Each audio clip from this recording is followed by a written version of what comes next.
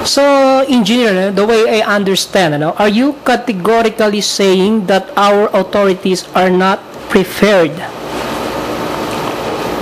Hindi. Or are not, they do not have enough training to handle cases? Yeah, kulang talaga ang NBI natin. Napakaliit ng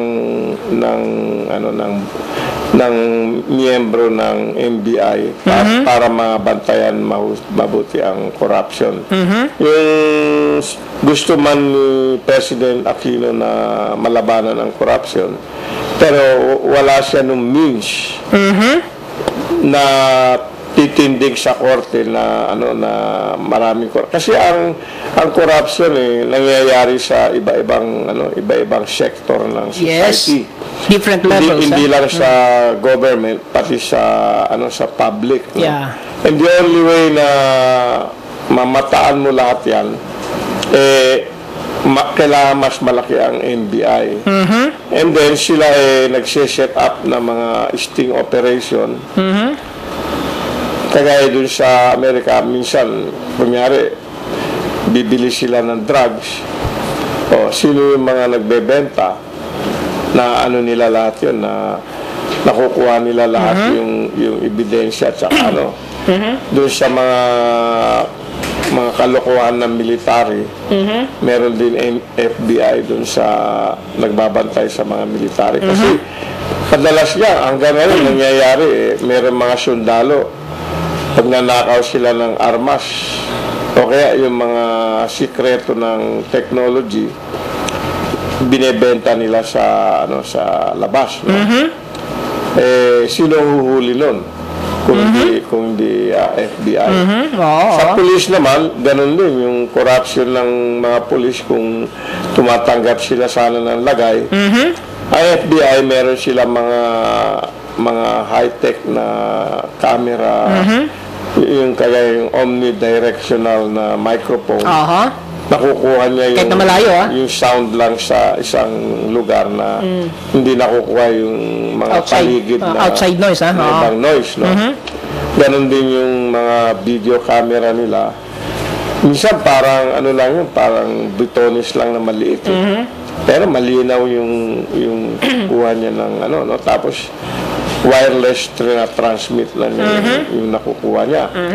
All this will serve as evidence and documents kung handa na niya. In the process of litigation, ipresenta yung kaso sa court trial, no? Okay, no? So, ang sinasabi mo ngayon na engineer, no, ay gaano man kasidhi itong programa ng paglaban sa korupsyon ng Administrasyong Aquino, kung hindi naman matibay ang pundasyon na panggagalingan ng mga investigasyon at pagkalap ng mga ebidensya, ay may parang sinasabi na mababaliwala ang lahat ng kasigasigan para labanan ang korupsyon kung wala itong mga basic preparation dito sa ating sistema. Meron din siyang nahuhuling iba, kagaya ngayon, meron na rin nahuling iba. Pero karamihan yun, yung mga directly na under his command, no? Parang special presidential agency yung mga yun. Pero maraming mangyayari pa na ibang corruption na hindi na makikita nito mga ito dahil nga kulang ang manpower para maanuhan lahat ng corruption sa iba-ibang sektor ng society, including sa private sector.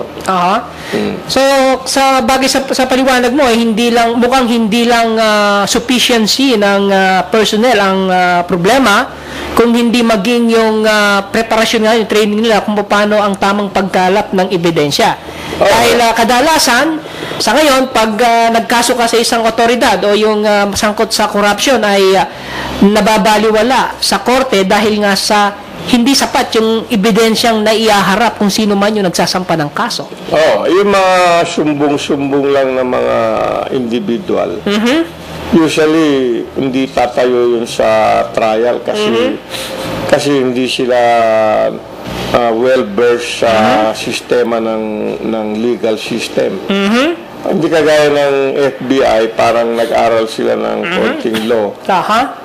Kaya alam nila kung ano ang ano talaga ng prosecution na ebidensya at saka mga witness, no? Dahil na-train sila na kung paano ang procedure sa trial ng at yung mga kailangan kaso. Alam nila, no? Okay. So alam mo, Engineer, no, karamihan po ng ating mga politiko, no, lalo na ng mga legislators, karamihan diyan mga abogado. And of course, I know if there are lawyers, alam nila yung batas, proseso ng litigasyon, ano?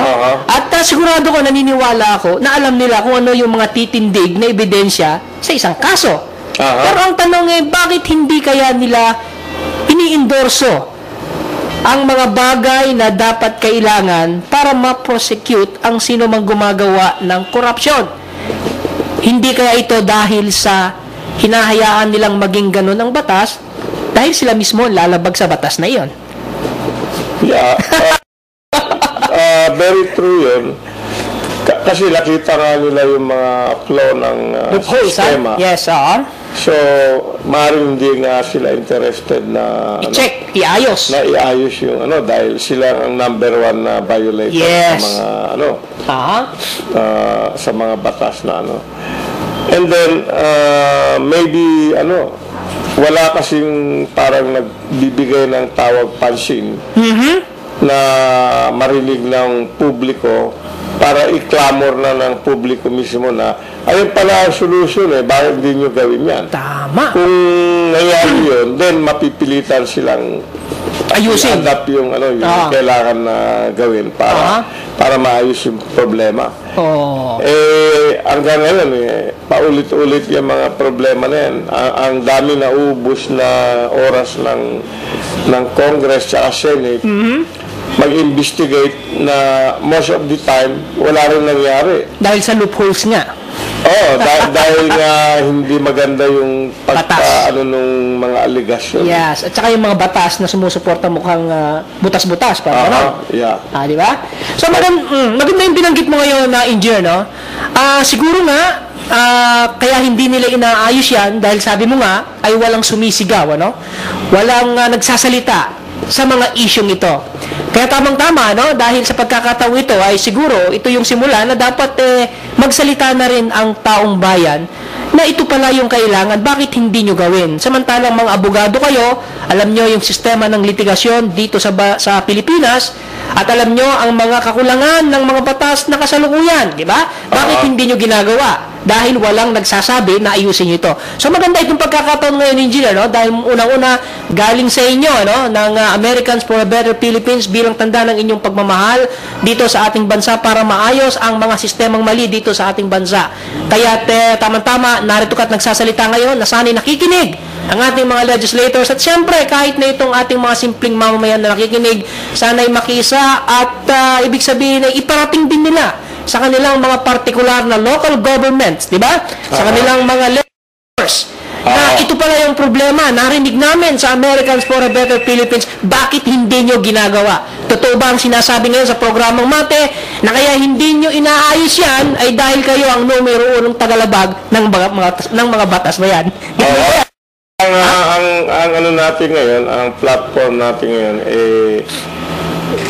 interviewin ang mga mambabatas and then i-broadcast natin yung interview para malaman din ng mga tao kung sino ang talagang ang nagsasabi ng solusyon na o ayaw nilang sundin yung tamang solusyon. Yun ang natin ngayon. Okay, no? Okay, tama.